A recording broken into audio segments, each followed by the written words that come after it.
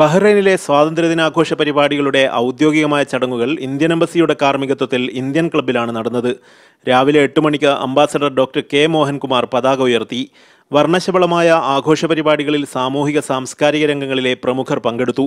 കേരളീയ സമാജമടക്കമുള്ള വിവിധ സംഘടനകൾ ശ്രദ്ധേയമായ ആഘോഷ പരിപാടികളോടെയാണ് ഇത്തവണ സ്വാതന്ത്ര്യദിനത്തെ വരവേറ്റത്. അവധി ദിനത്തിൽ എത്തിച്ചേർന്ന സ്വാതന്ത്ര്യദിനത്തെ ആഘോഷിക്കാൻ ലേബർ ക്യാമ്പിലെ സാധാരണ തൊഴിലാളികൾക്ക് അവസരമൊരുക്കിയായിരുന്നു യൂത്ത് ഇന്ത്യയുടെ പരിപാടികൾ വ്യത്യസ്തമായത്.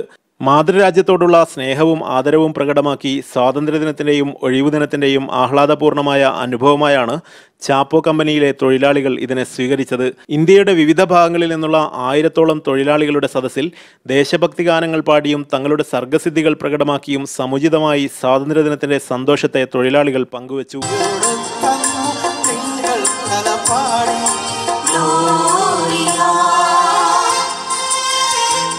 യൂത്ത് ഇന്ത്യ പ്രസിഡന്റ് AM ഷാനവാസിന്റെയും സെക്രട്ടറി മുസ്തഫയുടെയും നേതൃത്വത്തിൽ ഒരു കൂട്ടം ചെറുപ്പക്കാരാണ് ആഘോഷങ്ങളോ ആരവങ്ങളോ വിരുന്നെത്താത്ത ലേബർ ക്യാമ്പിൽ ആഹ്ലാദത്തിന്റെ നവ്യാനുഭവം ഒരുക്കിയത്.